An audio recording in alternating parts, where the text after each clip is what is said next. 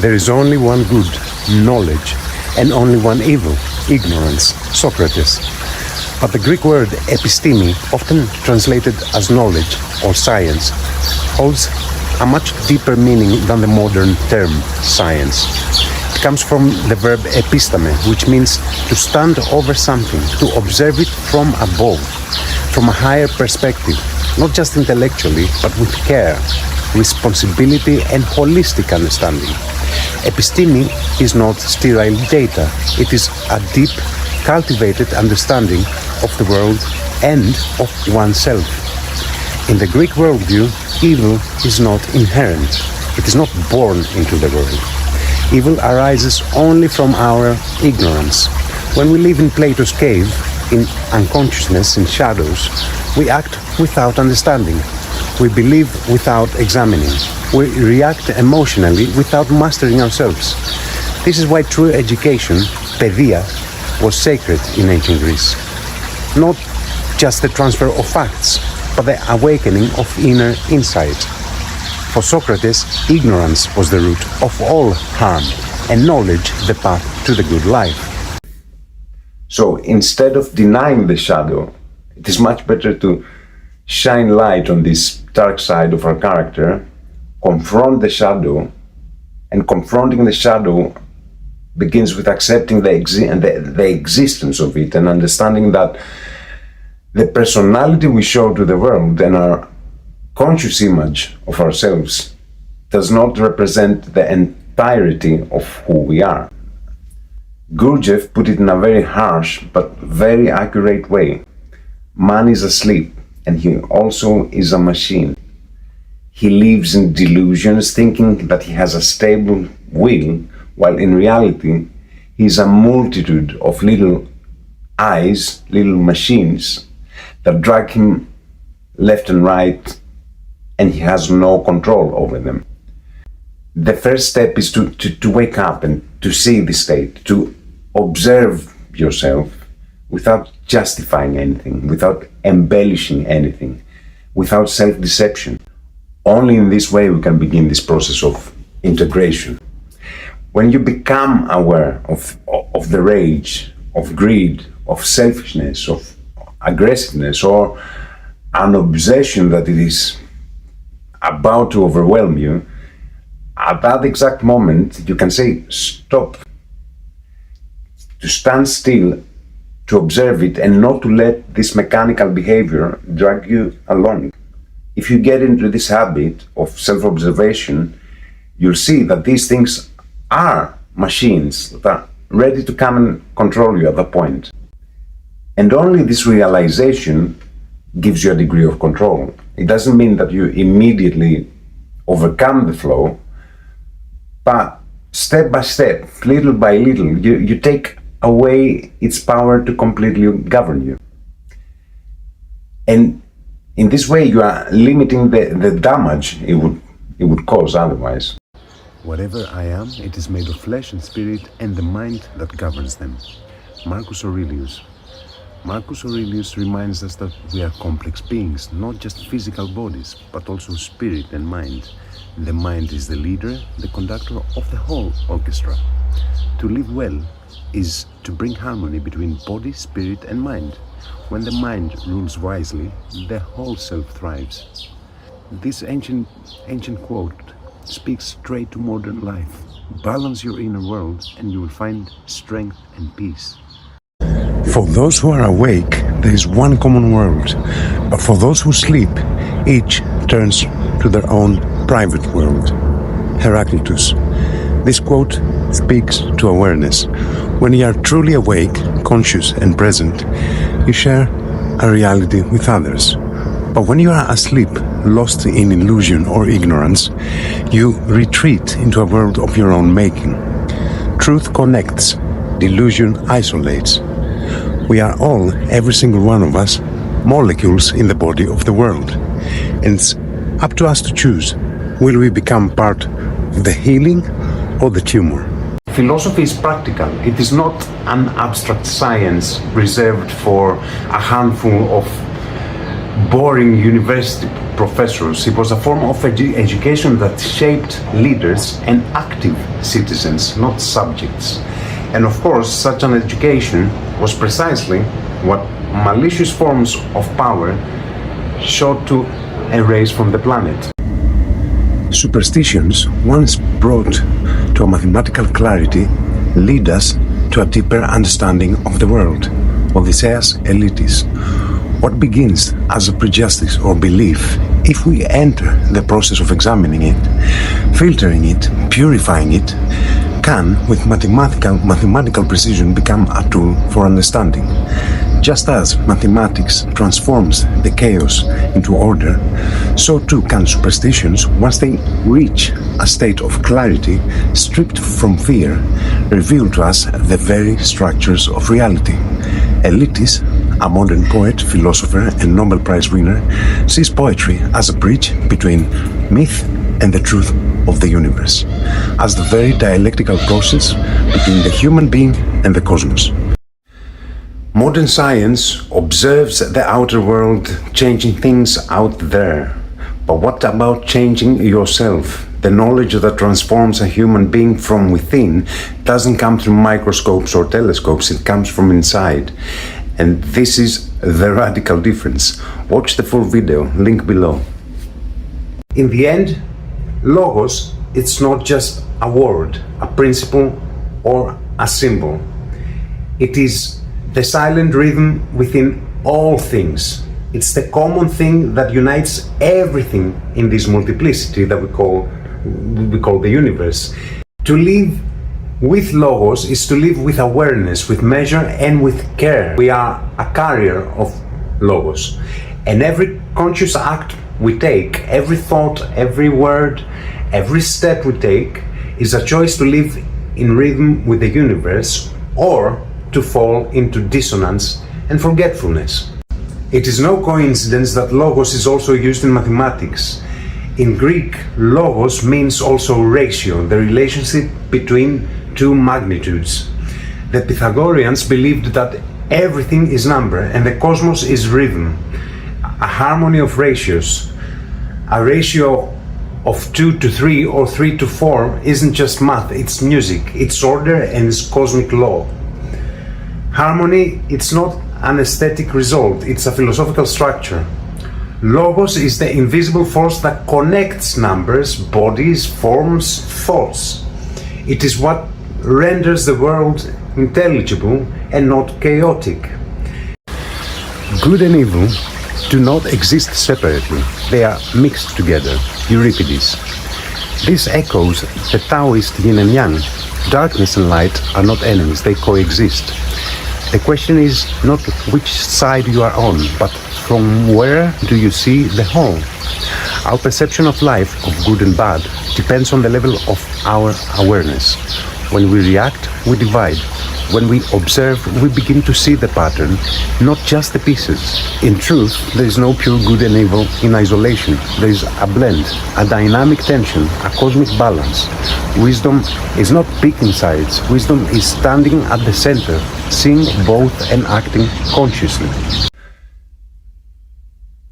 To become the problem that you have to solve for yourself. To no longer be able to say that they are wrong, they are to blame, but to see that everything that is going on in the world is also inside you.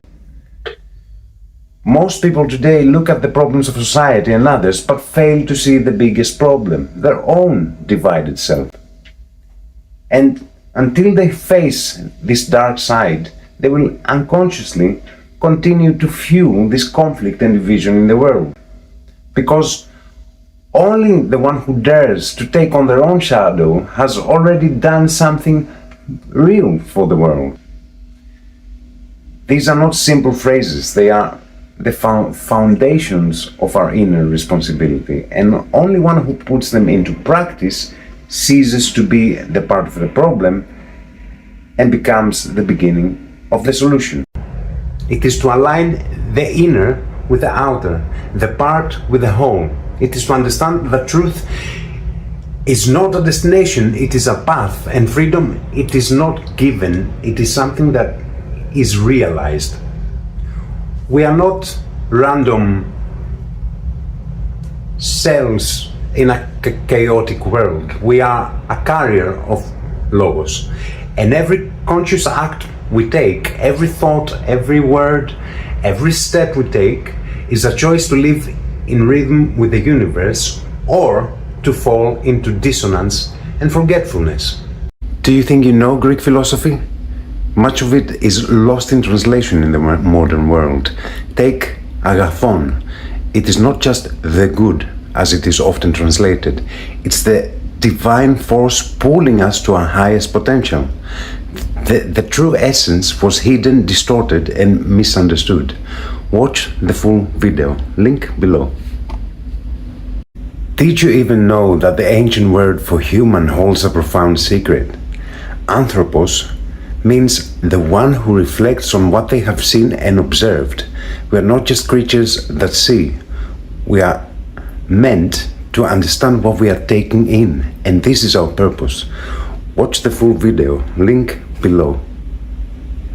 What cannot be untied must be cut. Alexander the Great.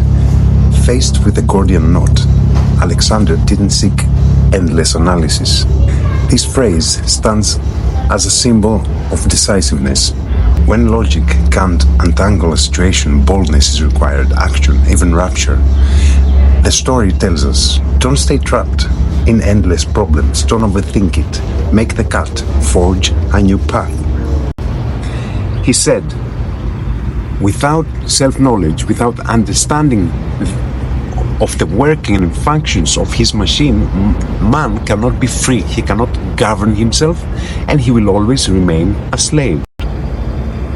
To know yourself is to awaken, to stop being a passive instrument in the great machinery, and to begin participating consciously in reality.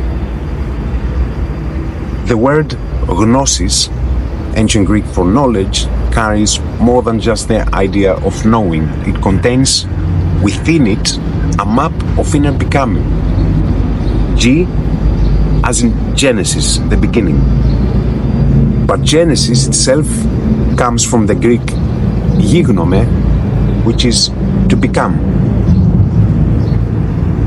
Not a fixed point, it's an unfolding, a continuous coming into being. Genesis, then, it is not a noun, it is a verb in disguise. It is motion, it is emergence and transformation. And for nous, the higher mind, the seat of direct perception and conscious awareness, not intellect, not calculation, but the capacity to witness truth without distortion.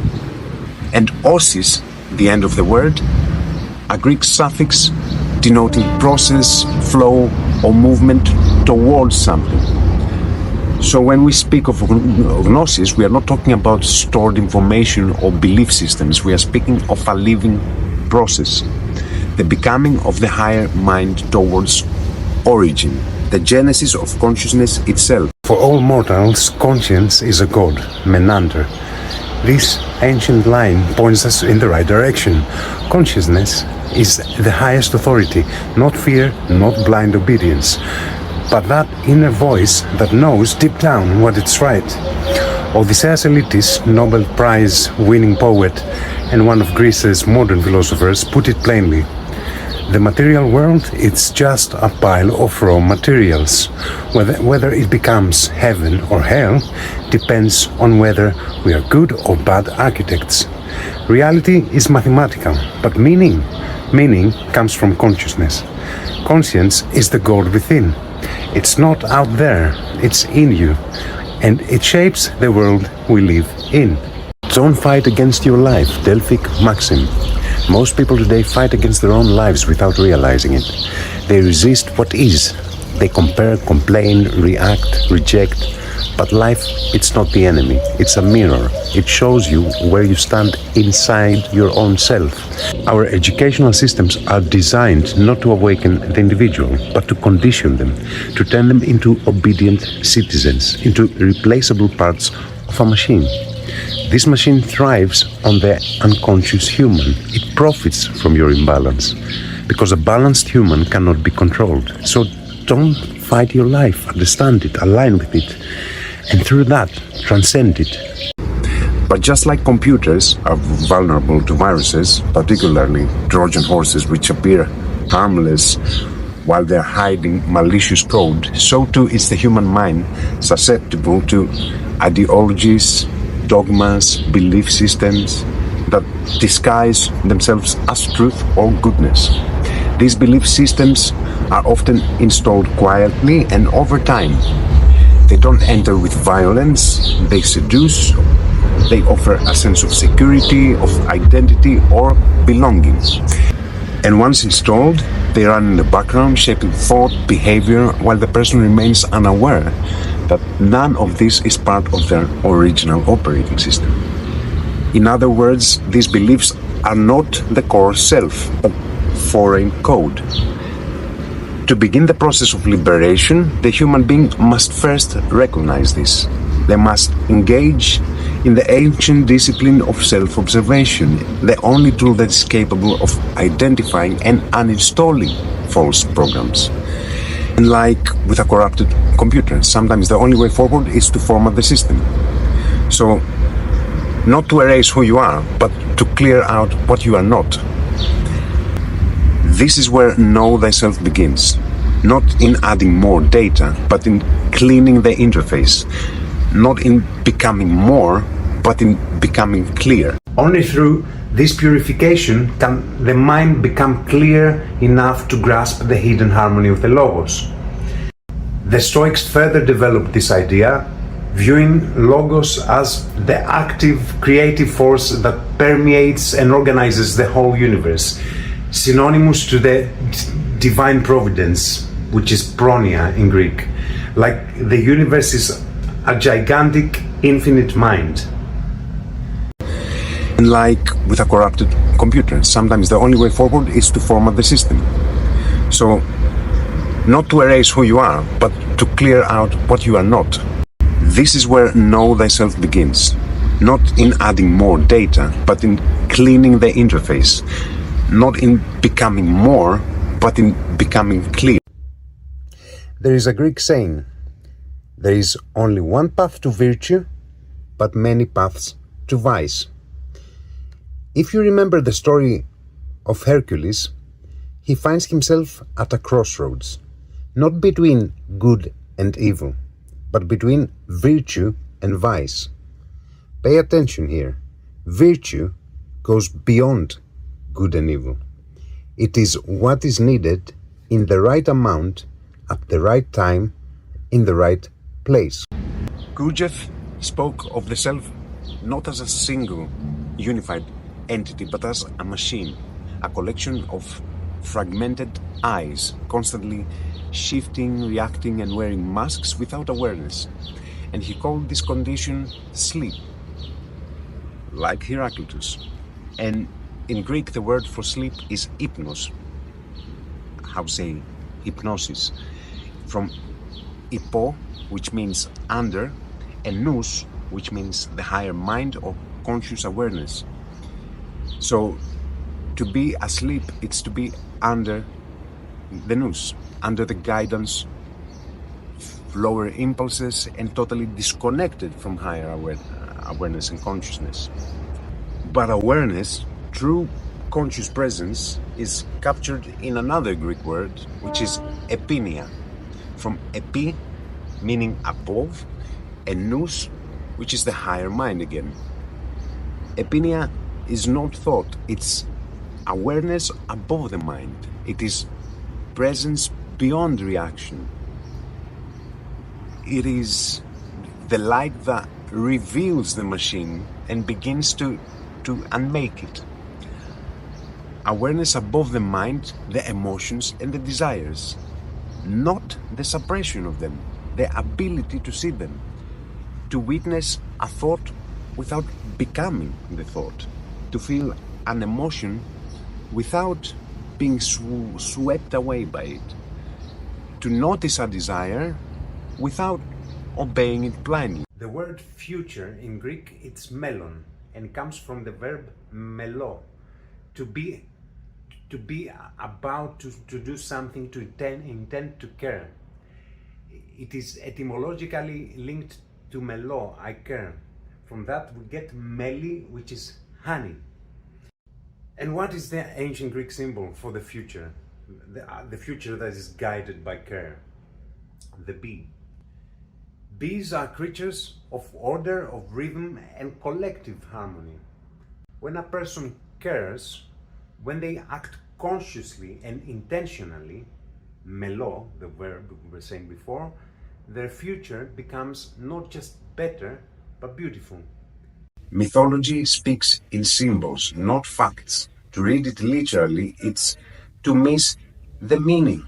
The Greeks were not worshipping demons, they were exploring the depths of the soul and the rhythms of the cosmos. Gurdjieff spoke of the self not as a single, unified entity, but as a machine, a collection of fragmented eyes, constantly shifting, reacting, and wearing masks without awareness. And he called this condition sleep, like Heraclitus. And in Greek, the word for sleep is hypnos,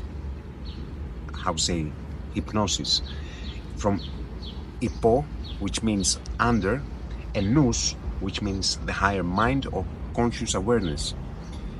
So to be asleep, it's to be under the nous, under the guidance, lower impulses, and totally disconnected from higher awareness and consciousness.